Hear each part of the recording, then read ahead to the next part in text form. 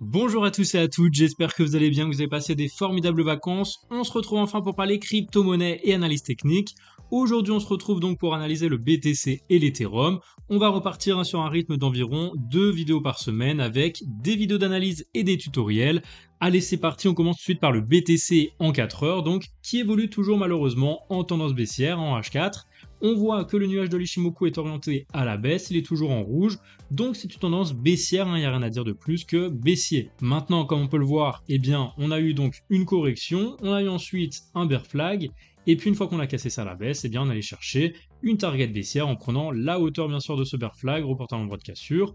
On l'a même pas tout à fait touché, hein. Regardez, si on prend la hauteur donc ici, en prenant le point le plus haut de ce marché et puis le bas du flag, on devrait plutôt aller chercher le niveau aux alentours des 18 350 $. Donc voilà, ça c'est la première chose. Maintenant la deuxième chose, c'est qu'ici, eh bien, on est en range, hein. On est en train de se stabiliser juste au-dessous du nuage, et là vous le savez, attention, le nuage représente encore une résistance, sachant qu'ici on a quand même la Kijun également en résistance. Donc on fait attention, surtout que maintenant on peut repasser en H1 et voir qu'en fait, eh bien, on est en range ici. Donc on peut relier les points du marché entre eux, donc ces points hauts. De cette façon, on obtient donc une zone de résistance très importante à repasser si on veut repasser haussier. On peut prendre tout ça en fait en résistance. Vous voyez qu'on a vraiment tous ces points qui touchent, eh bien, tout simplement les zones de rejet. Et puis on peut faire la même chose avec les points bas du marché. Et du coup pareil, on voit ici que les points bas rebondissent toujours systématiquement sur cette zone aux alentours des 19 500 $. Donc maintenant à voir si on parvient à casser en premier les 20 000 ou alors les 19 500. Je vais pareil relier du coup les points bas de ce marché avec un trait en jaune et ça va nous donner du coup un triangle de compression. Pour rappel, un triangle de compression, ça casse plutôt dans le sens de la tendance précédente. Donc ici on avait une chute, donc en théorie on devrait encore chuter, donc à voir, hein. Pour l'instant on est toujours sous résistance ici du nuage aux alentours des 20 000 $, et puis surtout en dessous de cette résistance à 20 300 $ environ, qui correspond à cette trendline qui, encore une fois, relie les points hauts du marché. Donc voilà, pas mal de résistance sur le chemin.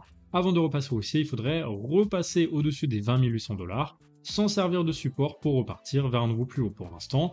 Moi, je vois surtout une chute à venir si jamais on casse par le bas ce niveau de support qu'on a testé quand même 1, 2, 3, 4, 5 fois. Donc en théorie, on a quand même plus de probas de casser par le bas parce que c'est un triangle de compression sous des résistances et puis qui fait suite tout simplement une tendance baissière. Si on casse par le bas, regardez, on prend donc la hauteur de ce pattern à son entrée de cette façon et on obtiendra ensuite, eh bien, la target de cassure de ce pattern aux alentours des 18 800 $.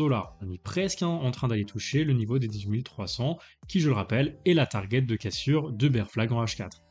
Maintenant, si on venait quand même à casser par le haut ce pattern, ce qui est quand même possible, hein, parce que ça reste quand même des statistiques, donc on pourrait très bien casser par le haut, avec du coup une hauteur pareille du pattern à son entrée, reporté à l'endroit de cassure, ce qui nous donnerait un objectif aux alentours des 21 100 $ environ. Dites-moi donc dans les commentaires ce que vous en pensez, est-ce que vous pensez plutôt qu'on va casser par le bas ou par le haut? On peut même d'ailleurs, hein, tout simplement relier ces points-là de rejet par le passé, et on observe que ça correspond plus ou moins en fait avec le haut du nuage.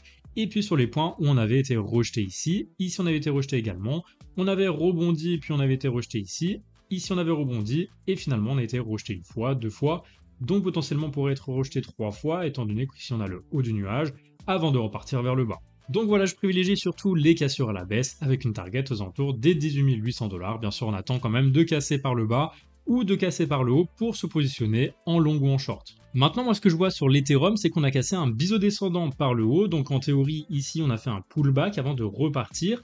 On pourrait donc très bien aller chercher une target haussière qui correspond à quoi? La première c'est tout simplement la hauteur à la cassure du pattern, donc cette hauteur-là, reporte à l'endroit de cassure. Donc ça nous donne une target aux alentours des 1738 $, qui correspond d'ailleurs, regardez, eh bien ce niveau de rejet, hein, qu'on a déjà expérimenté par le passé. Donc pour moi, on pourrait très bien aller chercher le niveau des 1738 avant potentiellement, comme sur le BTC, eh bien repartir à la baisse. Donc ça, c'est la première target. Après, si on parvient à casser cette zone de résistance quand même très très importante, regardez, on a été rejeté déjà plusieurs fois ici, et puis encore une fois ici, sachant qu'ici, on a quand même plusieurs plats SSB à casser avant de repartir haussier. Donc voilà, il faudrait absolument recasser au moins les 1700 $ pour repartir haussier et aller chercher ensuite la deuxième target de ce biseau descendant, c'est-à-dire le niveau des 2010 $. Donc voilà, première target 1740 environ, deuxième target 2018 $ environ. Maintenant vous le savez, moi j'ai plutôt une tendance baissière actuellement, puisque le BTC il est plutôt baissier, et surtout parce qu'il y a le merge qui arrive. Donc c'est quoi le merge? C'est tout simplement une mise à jour de l'Ethereum très attendue depuis très longtemps.